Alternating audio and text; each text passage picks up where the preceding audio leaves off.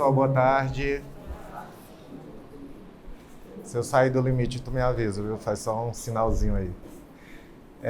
Primeiro agradecer ao Fábio, parabenizar a Muscle Contest por esse tipo de iniciativa, tá?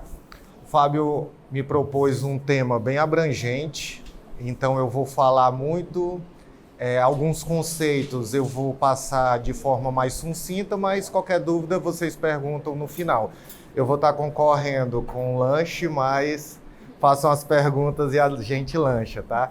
Esse aqui é meu currículo, eu sou doutor em Fisiologia, atualmente estou como presidente da Câmara de Saúde do CREF5, sou membro da Sociedade Brasileira de Fisiologia, sou professor da casa também, da Unifametro, professor da Secretaria de Educação aqui do Estado do Ceará, presidente da Comissão Técnico-Científica da ANPT e em momentos como esse, onde a gente está falando sobre fisiculturismo, por exemplo, eu boto minha segunda parte do currículo.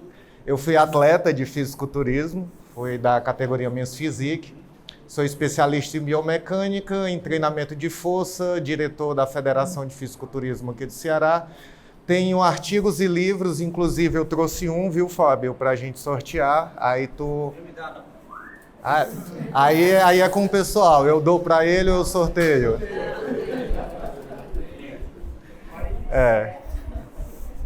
Democracia, né?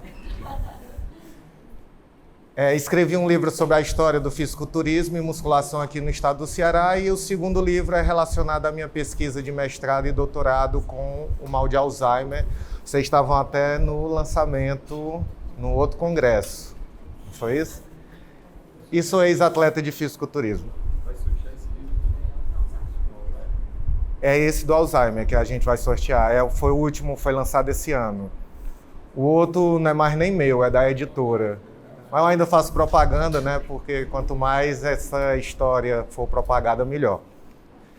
Eu vou falar sobre progressão de carga e hipertrofia muscular, tá?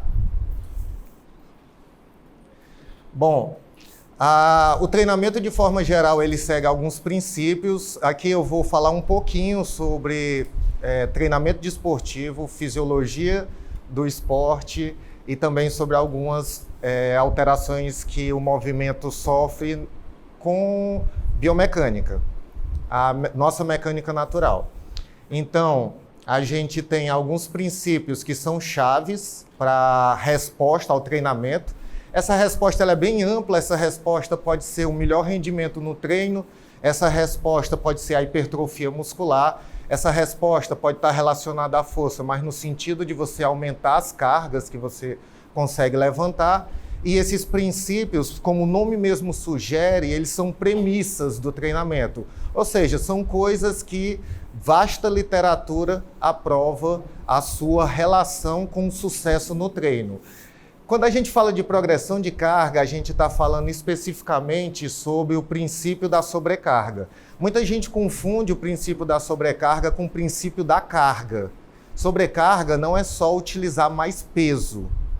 Outro princípio que é muito confuso é a interdependência entre volume e intensidade. Muita gente diz assim, não, eu estou treinando os dois ao mesmo tempo, eu estou fazendo muito volume e muita intensidade. Gente, mesmo que você faça 300 quilos no agachamento, 100 repetições, eu tenho essa interdependência. Isso só quer dizer que 100 repetições está leve para você. Se você quiser ficar naquela faixa entre 20 30 repetições, você pode tranquilamente aumentar a carga. Eles são interdependentes. Eu aumentando a carga, eu reduzo o volume de treinamento. Eu não tenho os dois altos ao mesmo tempo, só por uma questão numérica, tá? Em relação à sobrecarga em específico, como eu já antecipei, sobrecarga não é só carga. É cadência de movimento, é amplitude de movimento, são alterações biomecânicas no movimento, o jeito que você agacha, o tronco mais para frente, o tronco mais retificado, a posição da barra faz com que braços de resistência aumentem em relação às articulações que estão ativas no movimento, fazendo com que simples mudanças no exercício já tragam uma sobrecarga para aquele exercício. A gente teve várias discussões como é que eu aumento a sobrecarga do exercício. Isso rendeu vários métodos de treinamento que a gente vai abordar aqui, e aqui a gente vê que a estrutura da carga, ela tem uma natureza que depende da especificidade, para que eu estou usando aquela carga. Ela tem componentes como a intensidade, duração da contração, o volume desse treinamento, e ela tem uma orientação se ela é seletiva ou ela é complexa, ou seja, se essa carga é utilizada num grupo bem pequeno de músculos ou num grupo maior de músculos. Como eu disse, né, a gente tem uma pirâmide relacionada ao treinamento de força, onde a gente treina com mais ênfase os músculos prioritários. Um recente estudo mostrou que não foi visto hipertrofia quando eu treino primeiro. Meu objetivo é peitoral, meu peito é triste. Vou sempre começar com peito, vou treinar peito 3 vezes na semana. O que foi visto é que a ordem desse exercício pode proporcionar repetições extras. Não necessariamente hipertrofia, mas eu acredito que estudos, muitas vezes, eles têm, principalmente estudos que avaliam um efeito morfológico, a hipertrofia muscular, eles têm que se atentar ao tempo de intervenção desse estudo. Se você faz ele por um período muito curto, a gente vai já ver essa relação, pode ser que eu não veja a magnitude das respostas, mas eu vi repetições a mais. Então, grupo prioritário, tamanho do músculo, carga progressiva, a relação entre volume e intensidade e a sobrecarga, eles são essa pirâmide dos resultados que eu quero ter no treinamento de força, seja para beneficiar a força, seja para ter mais hipertrofia muscular. Desde sempre se preocuparam com isso foi uma grande discussão nos tempos antigos. Joe Wade, ele tinha uma rivalidade com Arthur Jones.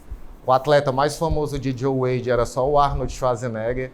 Ele usava métodos de treinamento e Arthur Jones outros métodos de treinamento. E esses métodos determinavam quem tinha o melhor resultado pelo resultado das competições. Primeiramente o Mr. Universo, depois o Mr. Olímpia.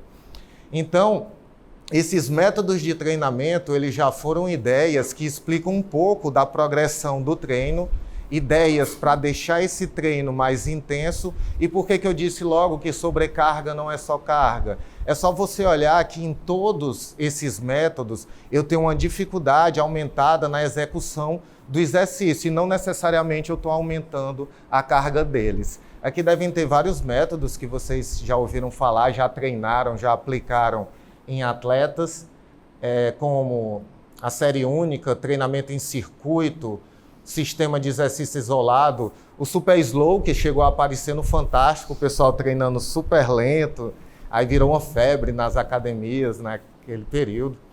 E aqui eu quero chamar a atenção para alguns treinos, como a técnica de repetição forçada, o treinamento parcial e o próprio treino roubado. O treino roubado, pessoal, a ideia não era você iniciar o treino com a carga que você não pode roubar do início ao final daquele treino, não.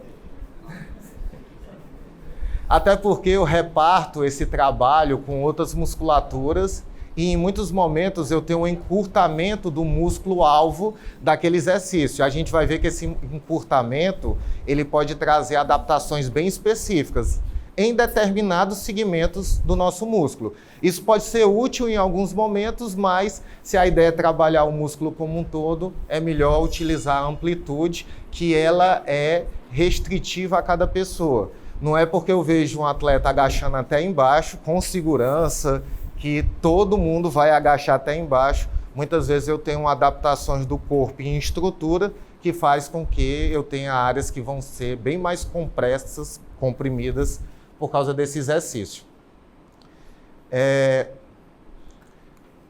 Passando aqui, muito se discutiu, sobre a carga em relação ao volume. Aí aqui a gente tem alguns conceitos clássicos em relação à resposta à intensidade.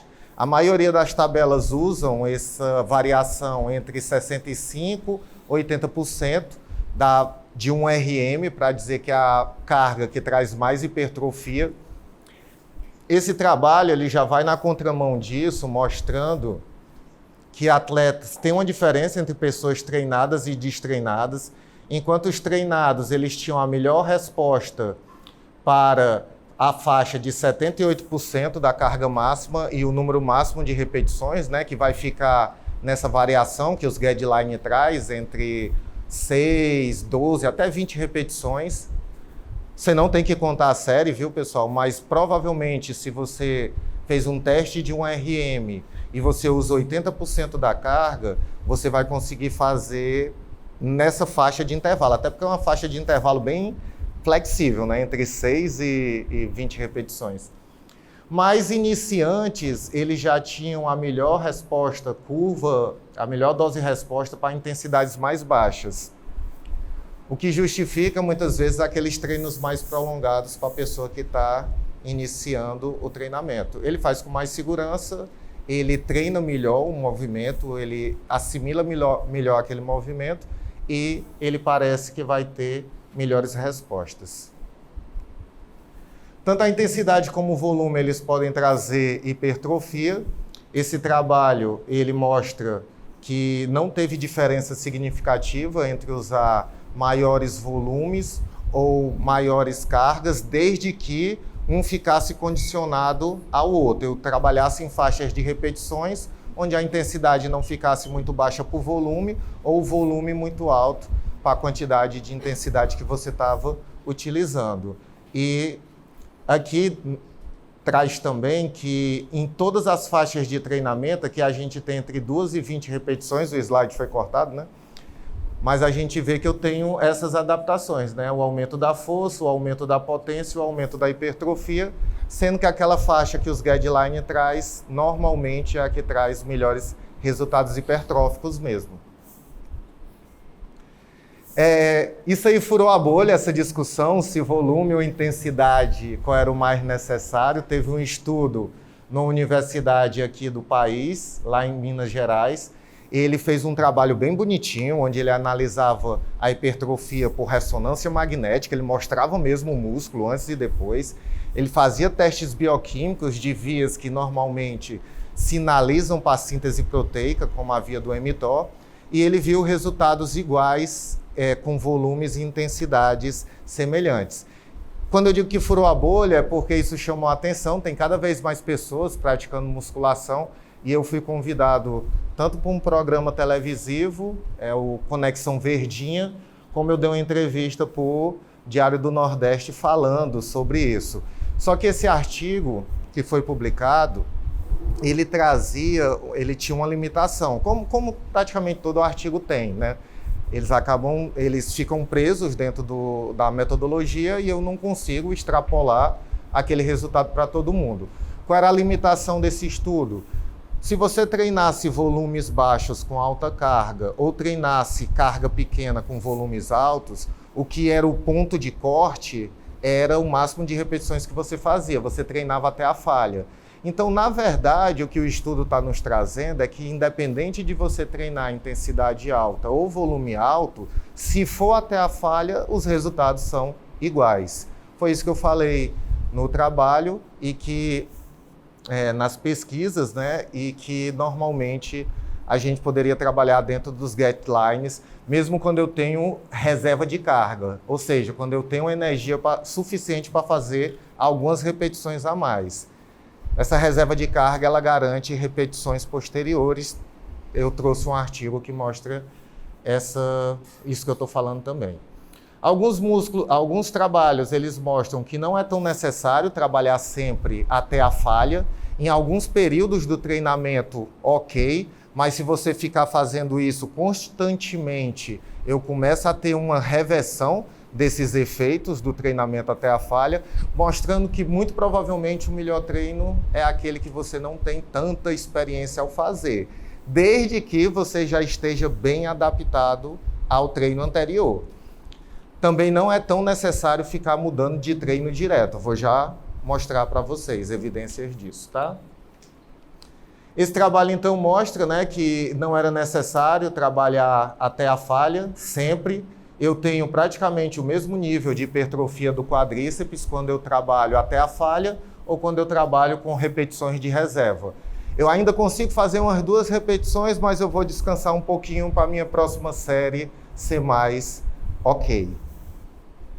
Então, esse trabalho é até de um grupo de pesquisadores brasileiros, lá de Goiás, o Jonato Prestes.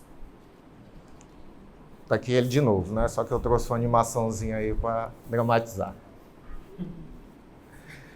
Houve uma discussão aqui no Brasil, só o nosso país mesmo, para ter uma discussão sobre coisas que não são tão necessárias, né? Sobre a utilização dos isolados e dos multiarticulares. Tinha dois trabalhos que posteriormente eles foram até refutados, eles foram retirados da revista porque tiveram várias cartas ao editor apontando falhas metodológicas nesses trabalhos. Então, baseado em dois trabalhos, vários pesquisadores brasileiros eles falavam que não era necessário treinar o isolado.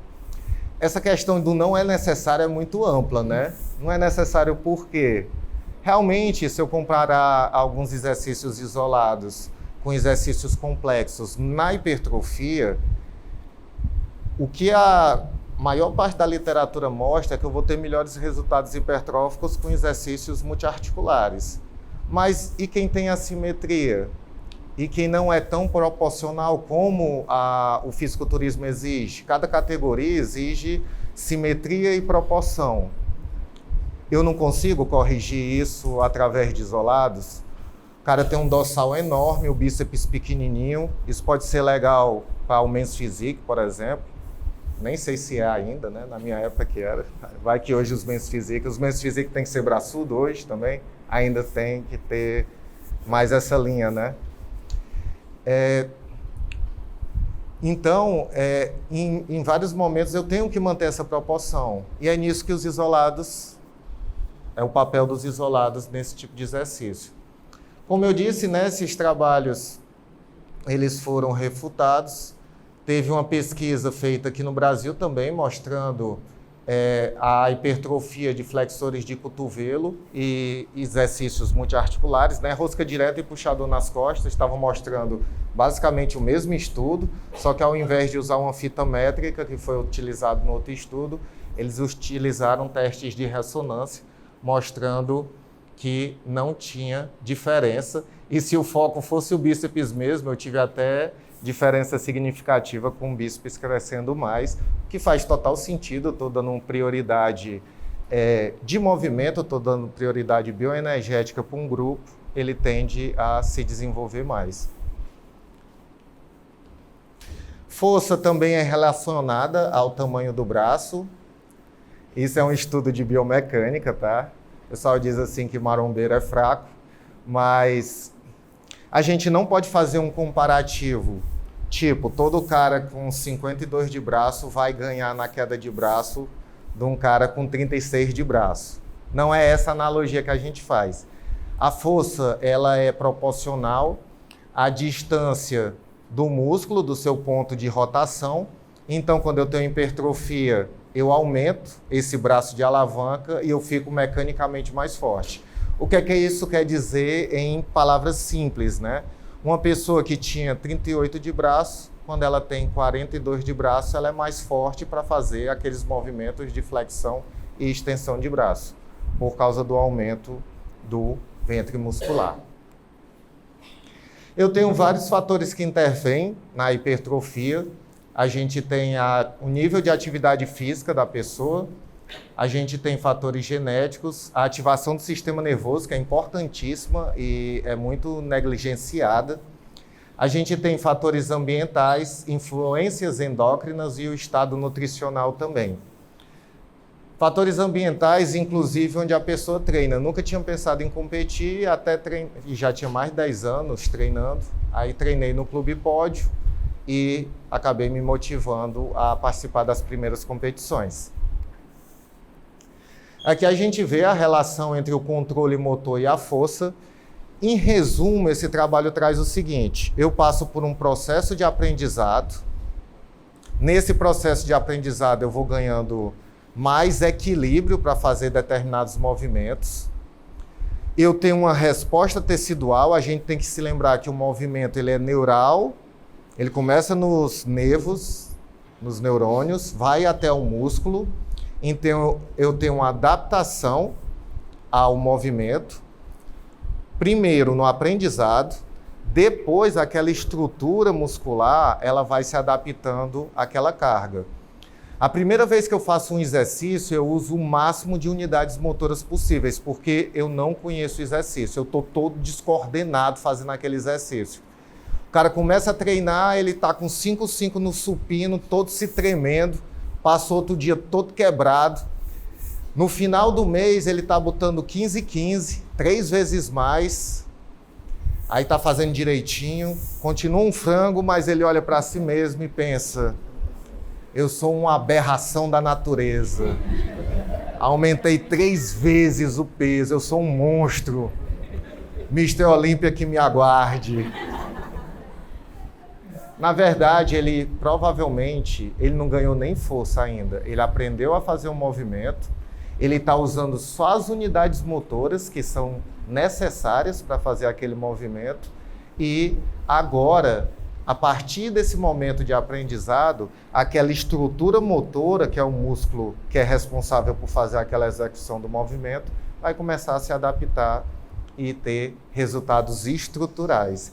Então, eu tenho um período de aprendizado que antecede essa modificação na estrutura muscular, que é o que mostra esse trabalho aqui. Ele mostra que até as 4 primeiras semanas, eu tenho uma diminuição das unidades motoras envolvidas no exercício. Ou seja, eu não preciso ficar trocando de exercício direto, porque eu vou passar por um processo de aprendizado anterior e depois é que eu vou ter essas adaptações estruturais. Eu posso ter sobrecarga com os mesmos exercícios. Tem gente que deve fazer agachado aqui, desde que começou na academia, e o agachado continua fazendo efeito.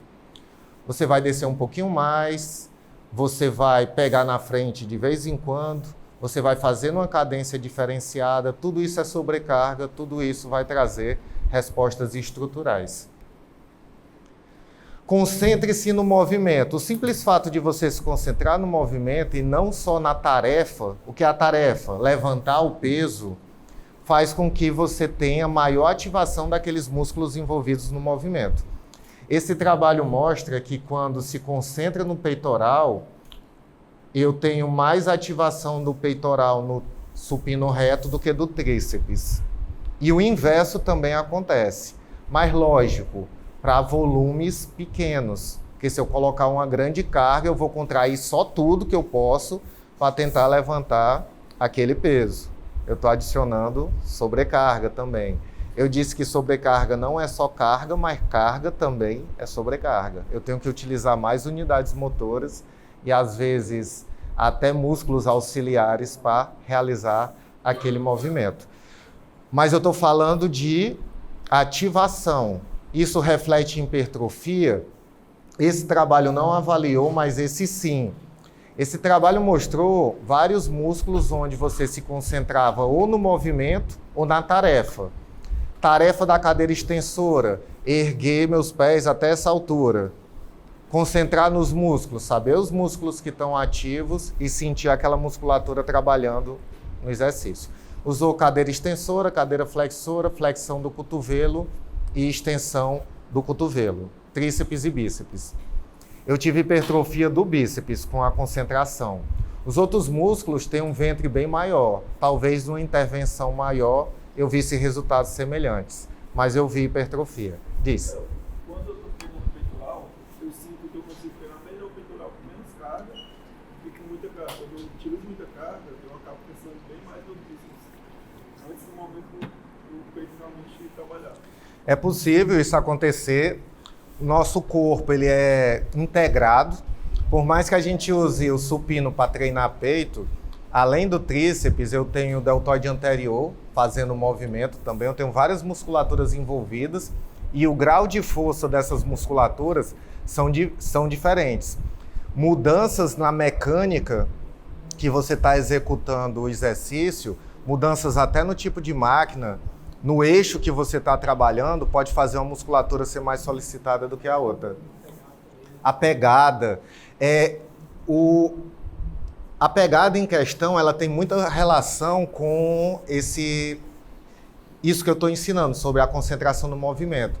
Muita gente sente antebraço, sente bíceps e não sente o dorsal no puxador das costas.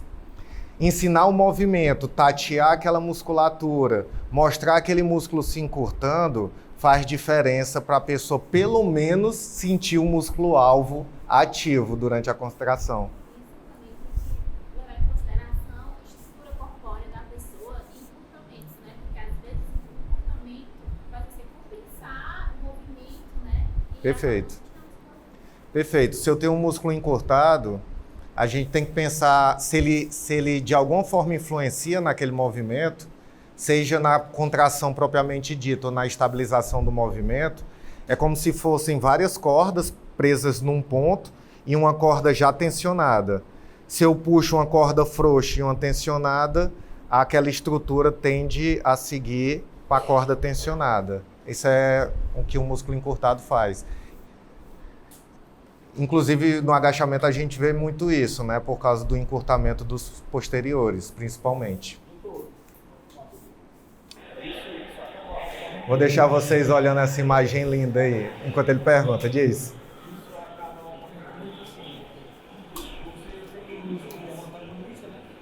Aí você às vezes acaba trabalhando mais antagonista do que o muscular, né? Por uma falta de orientação. No movimento, a gente tem músculos estabilizadores, neutralizadores, motor primário. A gente tem vários músculos envolvidos, inclusive o antagonista, que ele faz um freio daquele movimento. O iniciante, por exemplo, quando eu mostrei aquele processo de várias ativações de unidades motoras, é porque ele tem uma inibição muito grande do movimento. À medida que a pessoa vai ficando experiente no movimento, ele tem uma inibição do antagonista. Mas se ele aprende o movimento errado, ele pode não ter essa inibição. Vou repetir essa imagem linda para vocês aqui. Isso aqui eu flagrei esse cara fazendo esse movimento em 2006. Achei perdido no meu YouTube.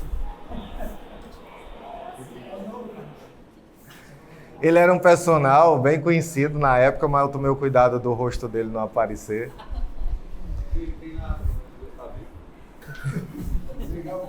Boa pergunta, viu? Hã? Legal foi quem deu alta a ele. Quem deu alta, né?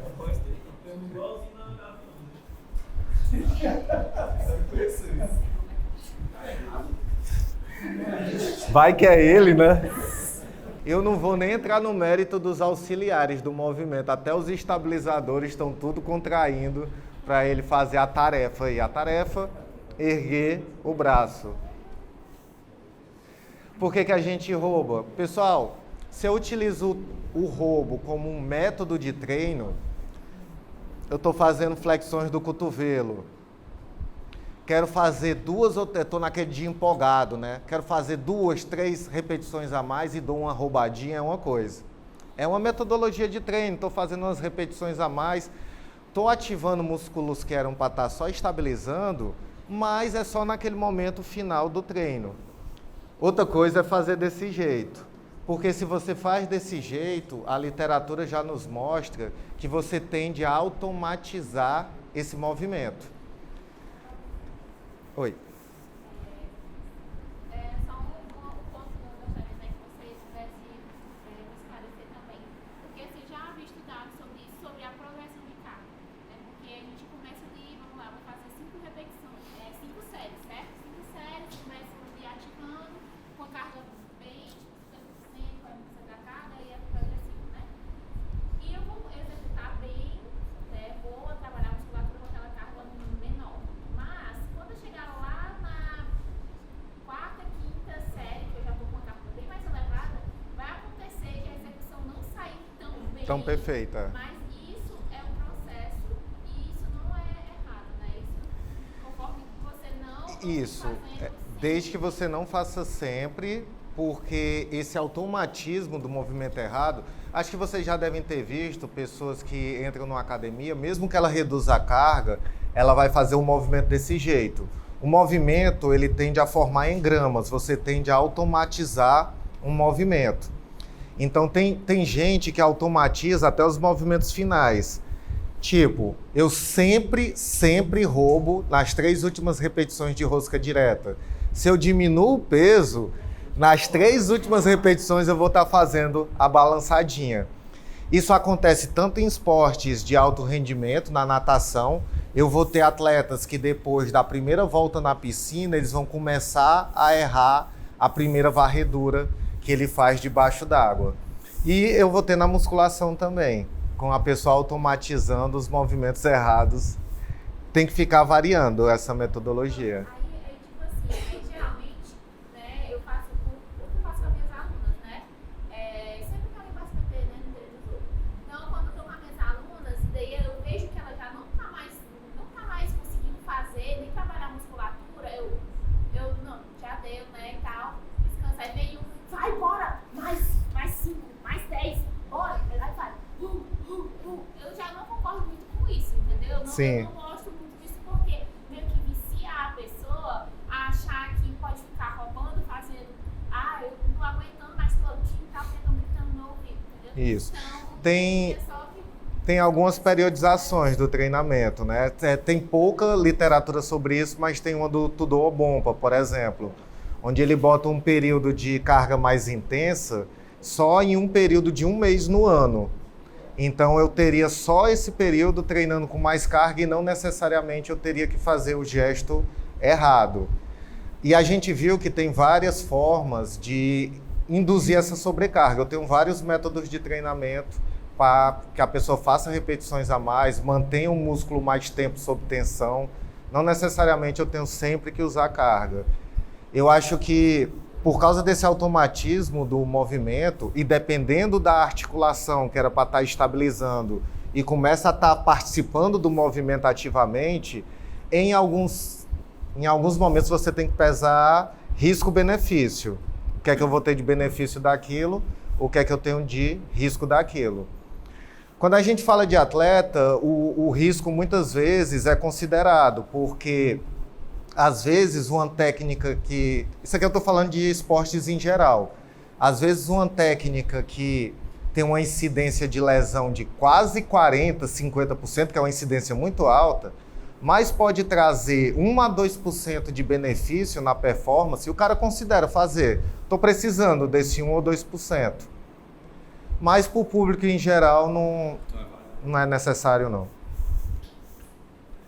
A gente tem diversas teorias da hipertrofia, não vou me detalhar nisso, né? Porque esse aqui é um assunto mais técnico, mas a gente tem a migração das células satélites a partir de processos inflamatórios que o músculo sofre. Isso veio de estudos clássicos mostrando que o músculo primeiro adiciona mionúcleos para depois ele crescer de tamanho. Isso aqui é uma célula satélite em imagem de microscopia óptica. Esse aqui é o processo como um todo, né? Eu tenho um processo inflamatório, eu tenho a doação desses núcleos. Um músculo grande, normalmente ele tem mais mionúcleos, se foi resultado de um processo hipertrófico. E esses mionúcleos, eles têm a informação genética para aquele músculo crescer. Inclusive, esses mionúcleos, eles permanecem por quase toda a nossa vida. É por isso que quem parou de treinar recupera o corpo mais rápido do que quem está iniciando o treinamento. Eu tenho outras teorias relacionadas à hipertrofia, nem todas são ligadas a microlesões, mas a célula satélite sim. Inclusive, esse trabalho mostra que o uso de anti-inflamatórios após o treinamento, o cara saiu todo quebrado, inibe a migração das células satélites e algumas vias transcricionais. E, inclusive, eu tinha visto, eu pesquisei por esse artigo por causa de um blogueiro fitness, né? Não é possível que isso aqui é sério. E fui olhar, né? Que o banho gelado atrapalha a hipertrofia. Mas pior que é verdade. Eu achei um artigo. Se eu ficar no banho gelado por 15 minutos, a água perto de 10 graus, deve ser bem geladinho, viu? Eu tenho redução dos processos inflamatórios, isso é até utilizado em grandes clubes de futebol, né? Eu tenho redução dos processos inflamatórios e, consequentemente, eu tenho uma menor migração das células satélites. Aqui ele olhou até a estrutura dos músculos e realmente os músculos não cresceram tanto. Estou me alongando demais? 5 minutos? Acho que vou passar uns 10 slides, 15 slides em 5 minutos. Eu tenho as vias transcricionais também, que sinalizam para a hipertrofia. Eu vi um blogueiro falando sobre o uso de hormônio e a ativação dessas vias. Na verdade, seria uma resposta redundante. Essas vias respondem à tensão muscular. O hormônio ele já sinaliza direto com o mionúcleo. Não teria necessidade de ter essa via em paralelo. São 2 processos distintos. A via mais famosa é a do mTOR. Eu tenho adaptações da fibra muscular de acordo com o tipo de exercício, principalmente fibras do tipo 2, que são relacionadas à força, virando fibras do tipo 1. Não tem evidências do processo inverso, embora algumas estruturas da fibra do tipo 1 adquiram características de isoformas da fibra do tipo 2, isso já relatado na literatura. E o último elemento da hipertrofia seria um maior aumento da fábricazinha de proteínas, que é o ribossomo, e esse trabalho de um pesquisador brasileiro, que é o Vandré, treteiro das redes sociais também, mostra que num período inicial de treinamento, a adaptação estrutural do músculo esquelético é mais relacionada às células satélites, mas num período posterior de treinamento é mais relacionado à quantidade de ribossomos que eu tenho dentro da minha fibra. Eu tenho tipos de fibras diferentes, tá indo, viu? Elas têm características morfológicas, contráteis diferentes. Algumas literaturas trazem uma proporção do tanto de fibra branca e fibra vermelha, que eu não gosto dessa terminologia, mas em outro momento eu explico para vocês por que ela não é correta. Cada músculo teria e fazem uma associação disso com hipertrofia. Se o glúteo tem 52% de fibras do tipo 1, ele não cresce tanto quanto o bíceps femoral, que tem... deixa eu ver, tipo 2. Pronto, quanto o gastrocnêmio, que tem 51% de fibras do tipo 2. Ou seja, ou nasce grande ou morre com perna de sabiá. Isso se a gente levar isso ao pé da letra, viu, pessoal? Calma. Eu tenho uma relação entre tensão e a unidade de fibras que vão ser mais solicitadas. Quanto mais peso, mais eu uso fibras do tipo 2. Só fibras do tipo 2X hipertrofiam? Não. As fibras do tipo 1 hipertrofiam também. Todas são solicitadas no exercício de carga máxima, contudo, a fibra do tipo 1, ela tende a não atingir o mesmo tamanho do que uma fibra que é específica para criar força, para gerar força.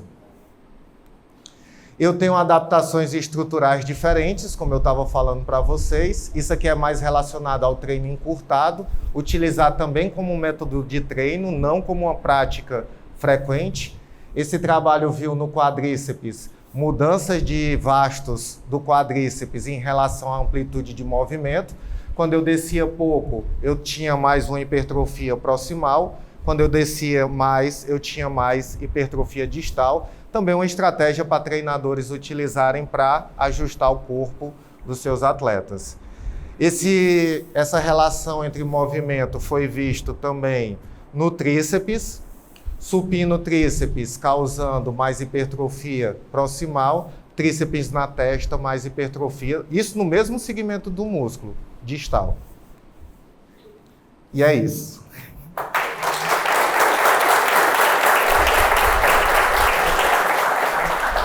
Só um minutinho, Fábio. Pessoal, aqui eu tenho alguns contatos. Muitas vezes o pessoal fica tirando foto desesperado dos slides. Não precisa, eu disponibilizo para vocês. Quem tiver no grupo, eu passo em PDF depois para vocês usarem, tá? Podem usar do jeito que quiser. Vou ficar aqui até o final. Pessoal, professor, morreu o celular. Eu te disse. Bom, professor Welton, ele concluiu a palestra dele agora, tá? A gente está pensando em fazer o quê? A gente está pensando em abrir agora um intervalo de 10 minutos, tá? Aí a gente volta com o nosso nutricionista Felipe, e depois fecha com a mesa redonda com os nossos atletas que já estão aqui. Lucas Coelho, Larissa Coelho, salva de palmas aí para eles.